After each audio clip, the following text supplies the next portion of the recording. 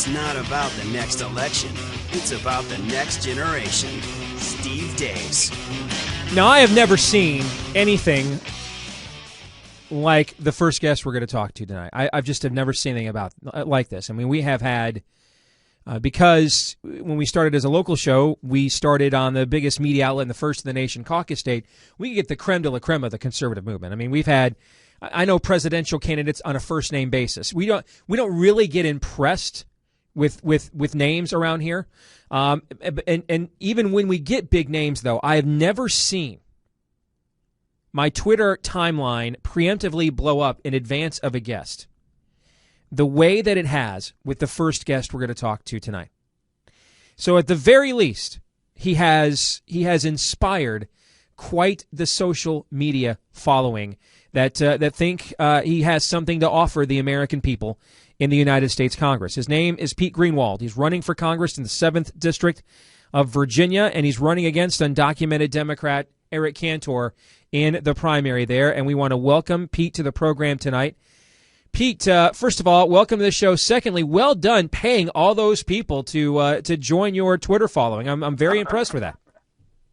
Hey, Steve, thank you so much for having me on. I know there's 435 races across the country for Congress, and just pleasure to be on with you tonight. And I want to say thank you to your audience as well. So, well, I'm afraid of your Twitter following, Pete. I had to have you on at this point. If I didn't, they were going to find me quicker than you could say NSA, brother. I mean, they were going to come after me. Well, Steve, that's all brand new to me. I had to get into Twitter and Facebook. I hadn't been on there before until I decided to enter the campaign on October 16th. So I'll just give the thanks to the Lord for making that all happen. A shout out to Mark Prasick and a fellow named Roger have been helping me out with that. So thanks.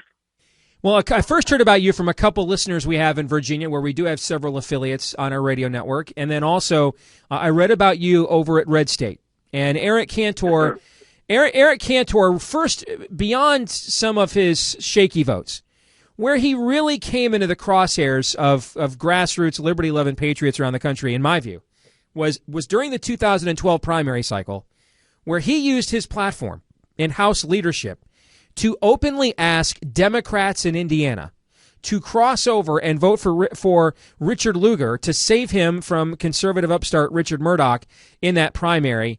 So number one, he immersed himself in an intra-party battle that's not his own, number one.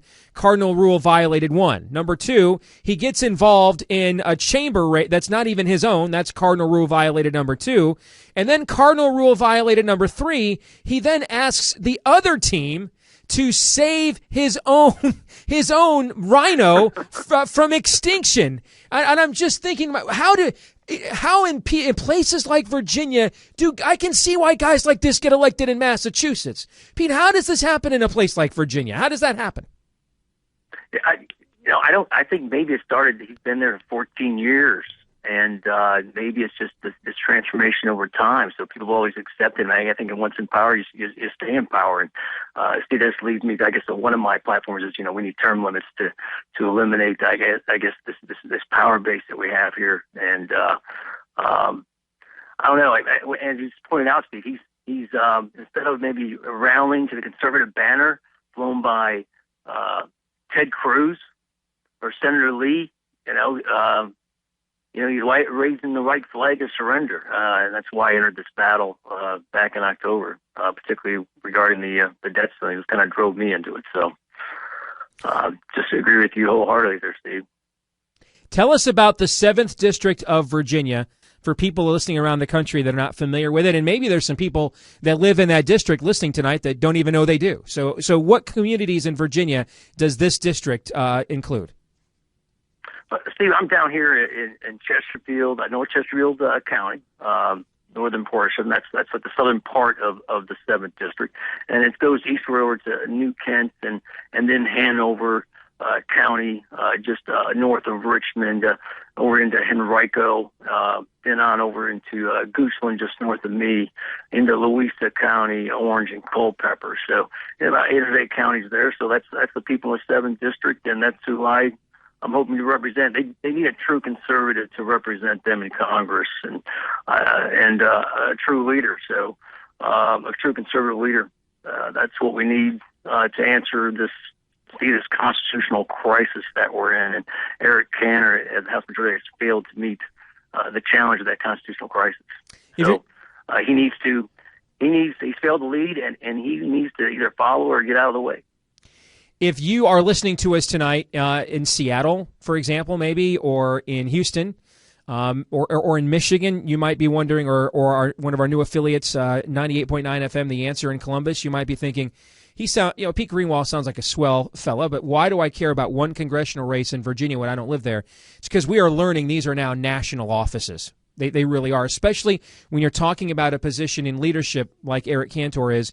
We're talking about someone that is making decisions that have ramifications far beyond the people of the 7th District of Virginia, and like we just talked about with Pete Greenwald. This is somebody who immersed himself in a primary in another state in an entirely different time zone. Okay, and so really, when you're talking about taking on one of the crown princes of the ruling class, like Matt Bevin from Kentucky, who we had on the show on Monday night, taking on Ditch McConnell in that primary. When you're talking about taking on one of the crown princes of the ruling class, I mean, I don't care if you're listening to us tonight in Riverside, California. You care, if you're a patriot and you love liberty, you care about this race. You need to be invested in a race like this, because maybe you like the guy representing you and he's swell, but that gives you an opportunity to get invested in trying to replace the leadership that is one of the reasons I think Congress right now has a lower approval rating than root canals and cockroaches.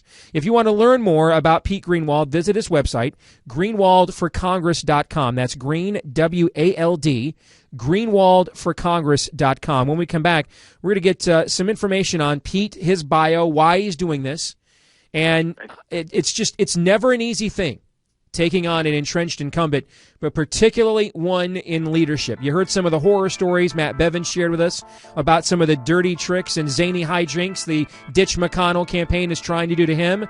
We'll find out if Pete Greenwald's experienced any of that down there in Virginia when we come back.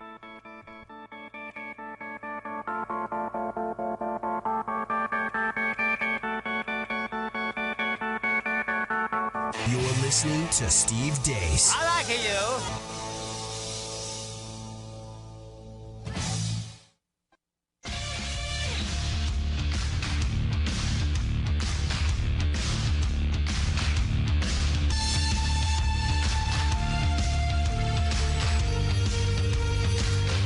No other show sounds like him because no other show would dare. This is Steve Deace.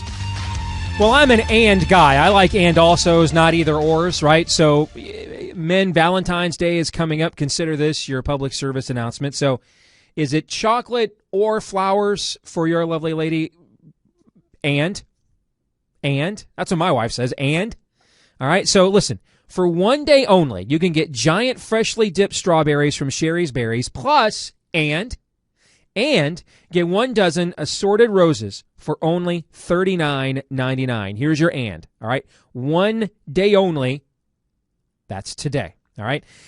Sherry's Berries, giant plump strawberries dipped in white milk and dark chocolatey goodness, and a dozen roses for only $39.99. All right, this is the only time you can do the and. Now, I don't know about your wife. Mine loves the and.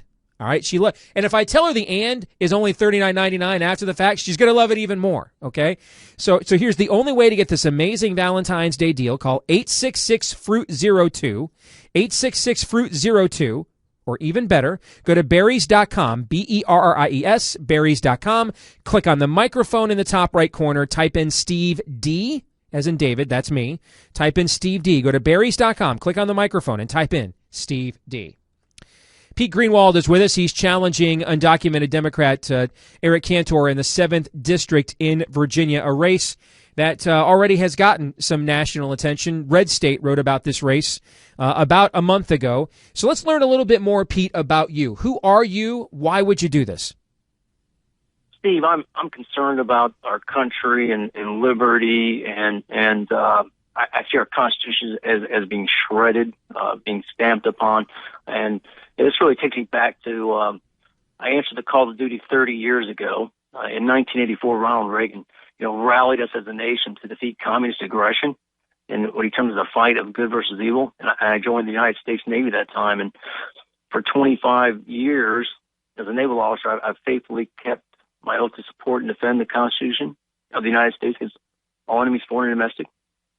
And then in 2008, as a Navy commander, I answered the call again and volunteered for duty in Afghanistan and our worldwide defense of freedom against Al Qaeda. And then on October 16, 2013, I chose once again to answer the call to serve, seeing that our Constitution I had supported and defended for 25 years was being shredded, was not being followed, that we were no longer following the enumerated, defined, limited powers of the Constitution, Article 1, Section 8, and that Eric Cantor was not, standing up against tyranny, not standing up against President Obama, not standing up against Senator Reid, not standing in the fight and riding to the sound of the guns when Ted Cruz and Senator Lee were taking a stand in the Senate against Obamacare, just not doing that. So I felt like I had to enter the fight and just take a step of faith and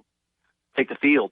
I guess that's where I've been, Steve. So that's why I'm here tonight. Pete, are you sure about that? Because Eric Cantor, he's a Republican, and Karl Rove says the Republicans are the good guys, and we're just wasting resources here fighting amongst ourselves when we should be united in opposition to the Democrats. Steve, if we don't stand on principle, Steve, then we don't stand for anything. And this truly, Steve, is let me go back to this. It's just, we the people, Steve, have forgotten that our Constitution was established not as an instrument for the government to restrain the people, but for the people to restrain the government. And if we move away from if we don't pay heed to these warnings from our founding fathers and go back to these Declaration principles, we're not any different than the Democrats. And to be honest, it's more than that. It's not just you say Democrats. It's really, for me, this is a fight. Are we going to follow James Madison, or are we going to follow Karl Marx? Are we going to put our trust in God, who gives us our rights, or are we going to place our trust in government, which is supposed to secure our rights? There's a choice here, and if we don't stand up for principles and stand up for liberty and against tyranny, then we're really no different. And I just can't stand with those who are unwilling to do that. I've got about a minute here before this next break, Pete. Have you experienced any of the normal shenanigans and hijinks that goes on when you try to take on an entrenched incumbent in a primary? Steve, I don't know that I'm necessarily on his radar yet, but I hope to be after tonight. All right, then here's my job. Here's what my job is then, Pete. My job is when we come back is to get you to say one or two things that'll put you on his radar. All right, that's my job. Okay. All right, is to put you on the spot. So you might say a thing or two that'll put you on his radar. Yeah. Well, my name has been mentioned once, Steve, in a press release he had, and he didn't refer to me as Navy commander. He didn't refer to my 25 years of service to support and defend the Constitution. He referred to that.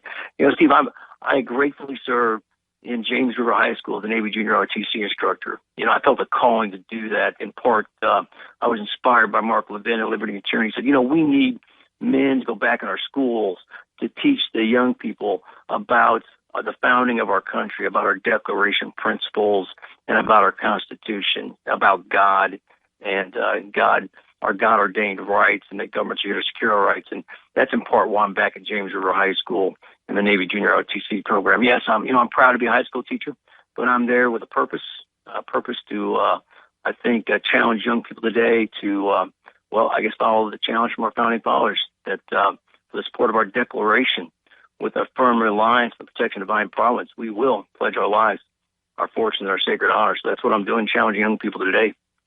Well, Pete, I don't know if you got Eric Cantor's attention yet, but I think with your last spiel, you got the NSA's attention. I would expect for you to hear some kind of a humming or buzzing sound on your phone calls here soon. I think you've made their watch list. You dropped Mark Levin.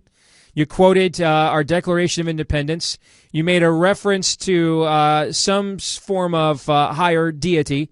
So, in fact, the only thing that's holding me back from knowing you're on the watch list is you did make a reference to guns. Had you made a reference to guns, then I know you would have made the NSA watch list. So we'll see if we can talk about some guns when we come back. Well, Steve, I am a strong supporter of your God-given right to self-defense. There you go. All right, now that's it. Now we've hit the list. Greenwaldforcongress.com is the website. Greenwaldforcongress.com. I like this guy. I think we'll keep him around for a few more minutes and talk about what would life be like if we sent a guy like this to the United States Congress. We'll do that next.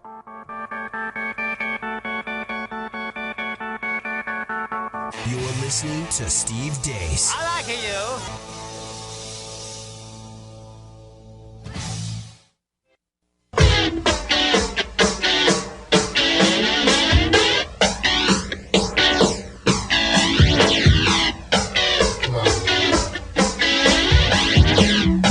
No sellouts, no surrender. Steve Deace.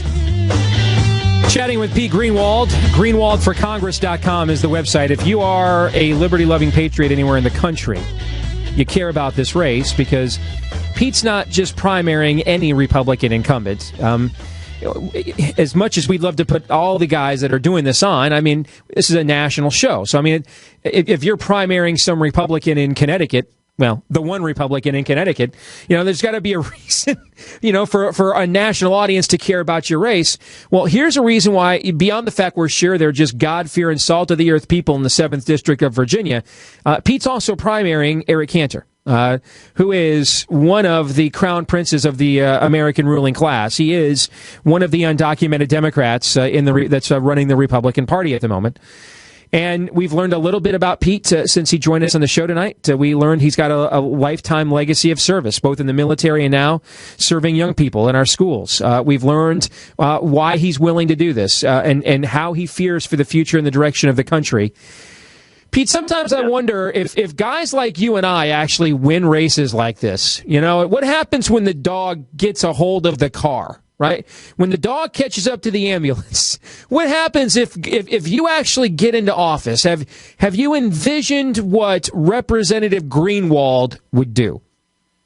Yes, the first thing I will do, because none of this really matters if we don't take a stand for the weakest, most defenseless, the voiceless among us, and that's the preborn children, Steve. I will co-sponsor a personhood amendment. We need to stand for life, or we really stand for nothing.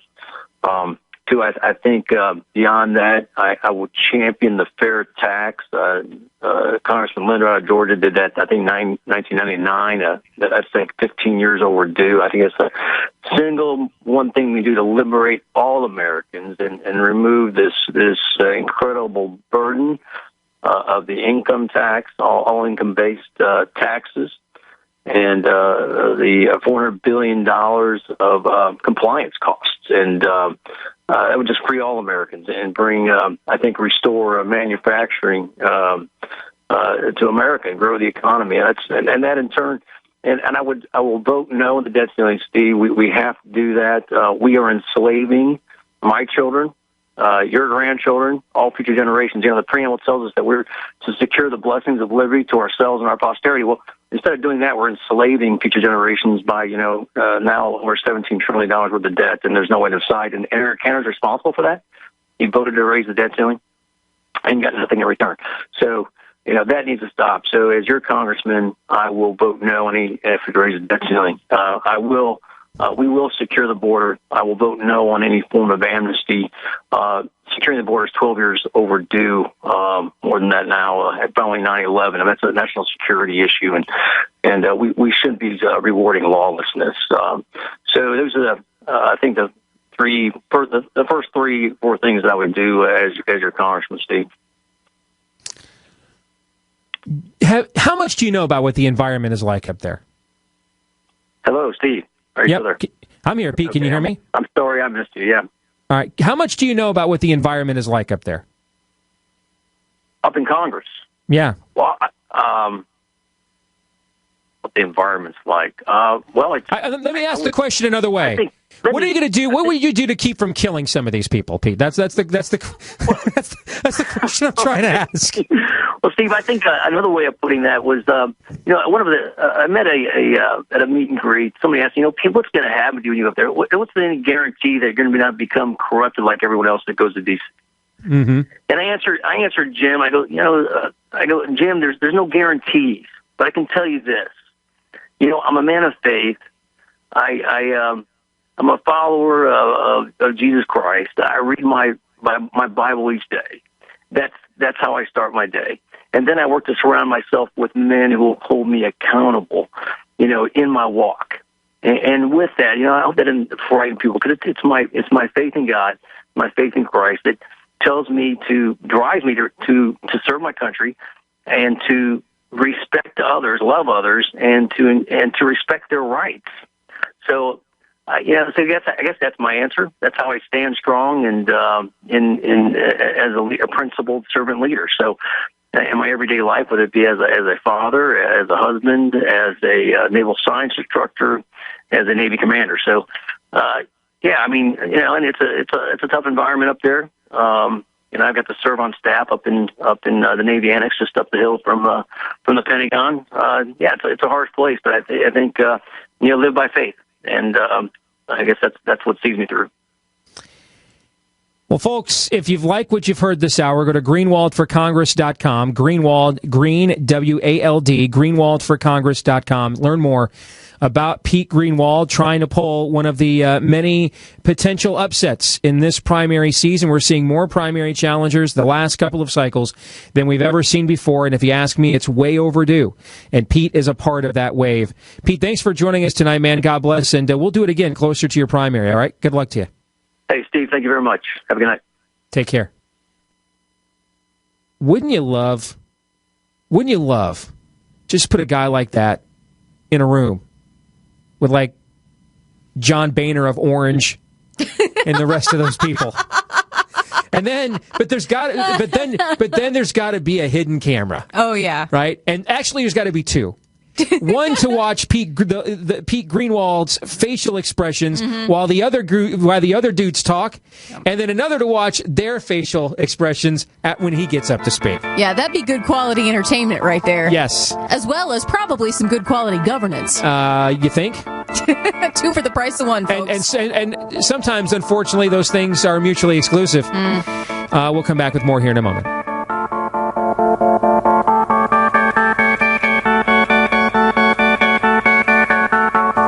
Listening to Steve Deace. I like you.